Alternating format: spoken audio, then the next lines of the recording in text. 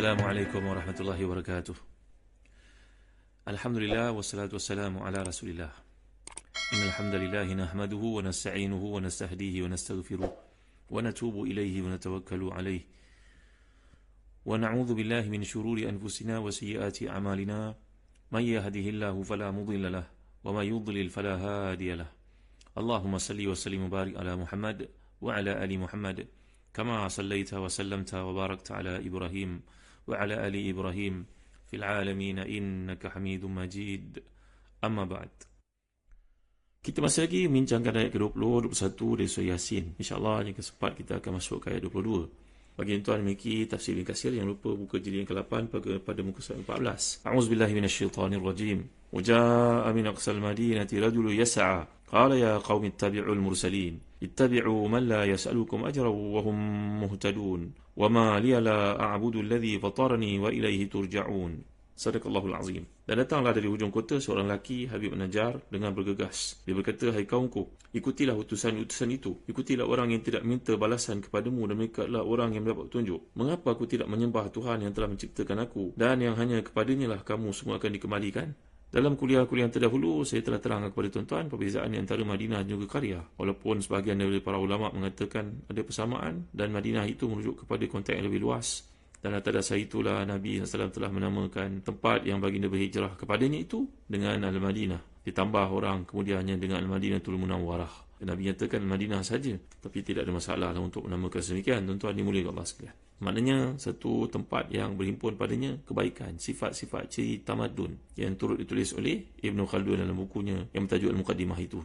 Sebagai tokoh sosiologi yang pertama di dunia, Ibn Khaldun telah menerangkan bagaimana sikap, sifat yang perlu ada dalam masyarakat sehingga membentuk kualiti madani itu. Dan saya juga telah terangkan kepada tuan-tuan beza ayat ini berbanding dengan surah Al-Qasas, iaitu dalam surah Al-Qasas Allah menerangkan waja'a rajulun min aqsal madinati yas'a. Dalam konteks surah Al-Qasas itu menceritakan seorang lelaki yang telah datang kepada Nabi Musa untuk memberitahu kepadanya. Datang seorang lelaki dari ujung bandar dengan keadaan bergegas untuk beritahu kepada Musa AS bahawa adakah engkau nak membunuh orang itu, berita tentang pembunuhanmu terhadap bangsa Qibti itu telah pun tersebar, eloklah engkau menyelamatkan diri. Jadi perbezaan perkataan rajulun di sini dalam surah Yasin dan juga di sana di surah Al-Qasas. Kenapa surah Yasin perkataan rajul dikemudiankan? Kenapa dalam surah Al-Qasas rajul didahulukan? Ini dalam bahasa Arab dipanggil taqdim dan juga ta'khir. Jawapannya telah diterangkan, iaitu dalam surah Yasin bila Allah mengemudiankan perkataan rajul menunjukkan bahawa qiyam, kualiti yang ada pada lelaki bernama Habib An-Najjar ini menyebabkan dia sanggup merentas tempat yang jauh demi untuk mempertahankan akidah dan memberitahu kepada penduduk menentang Nabi-Nabi itu bahawa tindakan kamu salah, kamu kena ikut Nabi-Nabi yang diutuskan ini. Jadi itu dia prinsip yang ada pada seseorang yang beriman. Dia sanggup untuk buat apa sahaja demi untuk kebaikan dunia dan juga akhiratnya. Sedangkan dalam surah Al-Qasas bila Allah mendahulukan rajul, kerana tidak ada apa yang nak dihairankan. Orang datang hanya untuk beritahu sahaja. Tak ada satu kelebihan padanya seperti yang ada pada Habib An-Najjar yang telah pun merentasi jarak yang jauh. Yang Allah gambarkan itu bila kita faham, kata Ibn Arafah dalam tafsirnya, bahawa ini merujuk kepada jauhnya jarak yang dilalui. Liyufida anna maji'ahu min atrafiha wa a'liha isyara ila istighrab zalika wa annahu huwal maqsud. Jadi kata Ibn Arafah dalam tafsirnya, bila Allah mendahulukan jar majrur dalam ayat ini bagi menggambarkan kepada kita kerja dakwah ini memerlukan kepada seseorang itu perjuangan, memerlukan pengorbanan. Jadi ini kualiti ada pada orang beriman yang bila mendengar satu kebaikan, dia bersungguh-sungguh untuk memastikan orang kelilingnya turut mendapat kebaikan itu. Muslim-muslimat yang dirahmati dan dikasihi sekalian, satu peristiwa yang berkaitan bila kita merasakan semangat untuk melihat kebaikan berlaku dalam masyarakat, malangnya kadang-kadang semangat seperti ini mati daripada jiwa orang Islam. Tuan-tuan pernah dengar tak kisah dalam kerajaan zaman Islam Osmaniyah Turki dahulu pada abad ke-11 Hijrah, 400 atau 300 tahun yang lalu? Ada seorang ulama besar bernama Syekh Muhammad Sa'aduddin bin Hasan Khan At-Tabrizi. Beliau ni merupakan Syekhul Islam zaman kerajaan Osmaniyah yang wafat pada sekitar 1008 Hijrah. Ketinggian ilmu beliau ni sangat mengagumkan. Kekuatan hafazannya. Diceritakan bahawa beliau pernah menjawab ratusan permasalahan hukum dan fatwa melalui hafalannya tanpa membaca buku terlebih dahulu. Kelebihan dengan kesalihan dan kecerdikan yang luar biasa ini menyebabkan beliau telah pun memangku jawatan Mufti Negara iaitu Syekhul Islam yang ke-22 dalam kerajaan Islam Osmaniyah. Satu hari, Khalifah Turki bernama Sultan Ahmad yang pertama mengirim sepucuk surat rasmi kepada Syekh Sa'aduddin Hasan Khan At-Tabrizi ini. Bertanya, apa kekurangan yang terdapat dalam negara ini hingga kerajaan hingga kita mengalami kemunduran, kekalahan di medan pertempuran, padahal Allah menjanjikan kemenangan bagi umat Islam. Ulama yang bijak ini segera menulis jawapannya, bukan urusan saya. Sultan Ahmad bila mendapat surat itu menjadi sangat marah. Dia menyangkakan bahawa Syekh Sa'aduddin ini mengabaikan pertanyaan yang penting itu. Sultan segera memerintahkan Syekh Sa'aduddin menghadap pada waktu itu juga, memarahinya dengan keras.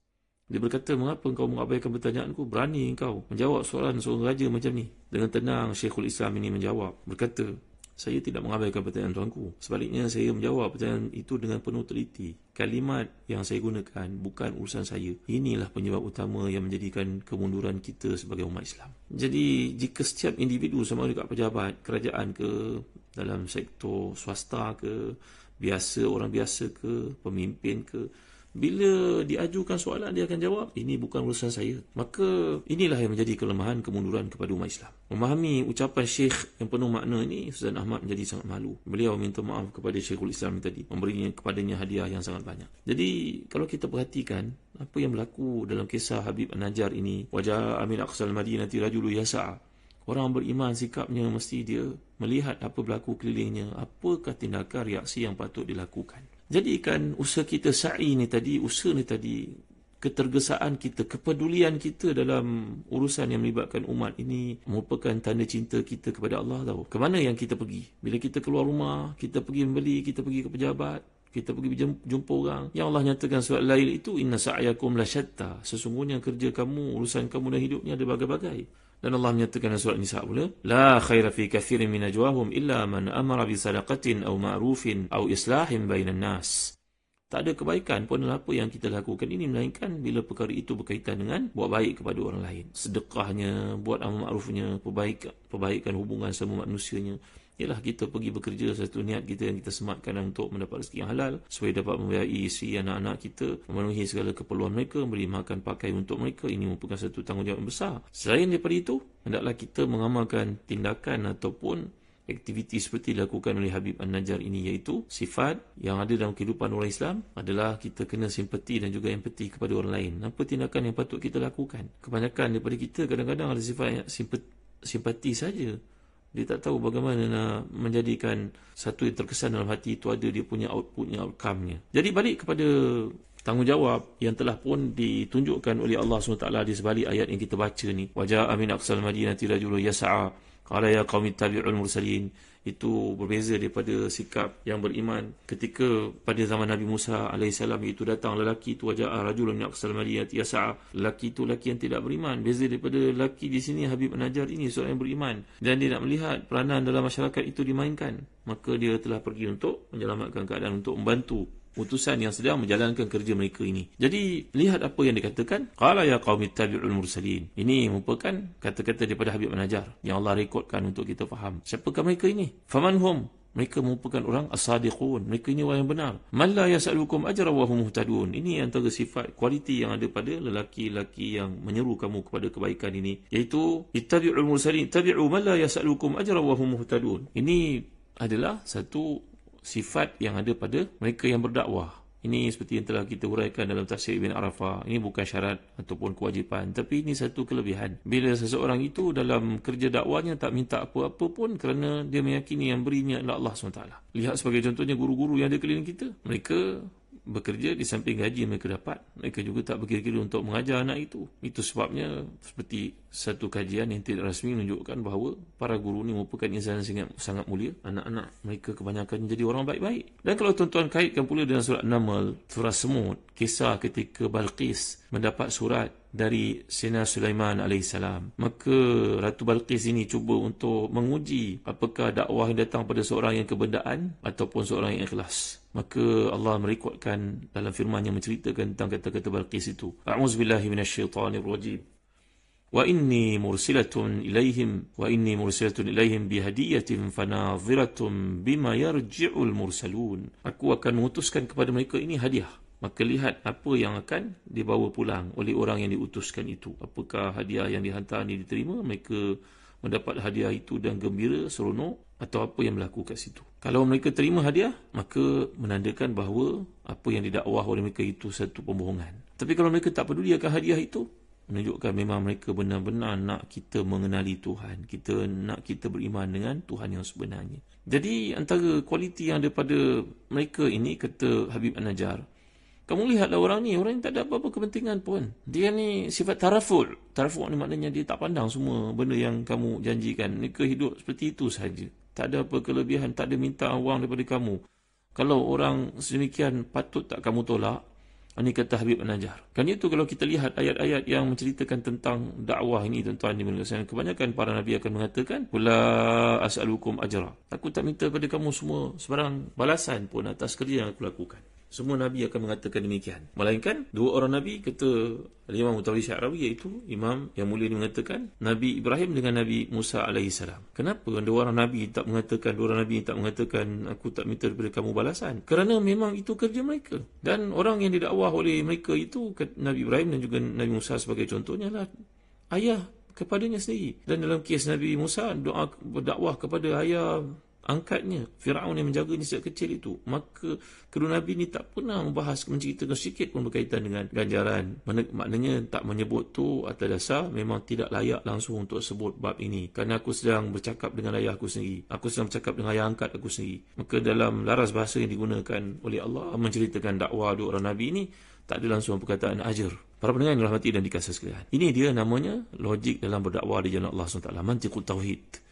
Bahawa dakwah ini dari sudut syaklinya, dari sudut luarannya, dari sudut amalinya, ataupun kontennya, dari sudut luarnya, dari sudut dalamnya. Kita akan lihat kata-kata para nabi ni semua, mereka tak minta apa pun daripada manusia ganjaran. Dan bila kamu memerhatikan isi dakwah itu, semuanya mengaju, semuanya bermuarakan kepada isu tauhid, kepada akidah, untuk mengenal Allah SWT. Inilah manhaj para nabi ketika berdakwah. Mereka akan menggunakan hujah yang cukup jelas. Hujah yang berkaitan menunjukkan bahawa mereka tak minta apa-apa ganjaran di atas usaha yang dilakukan. Yang kedua, kontennya adalah untuk kembali kepada Allah SWT.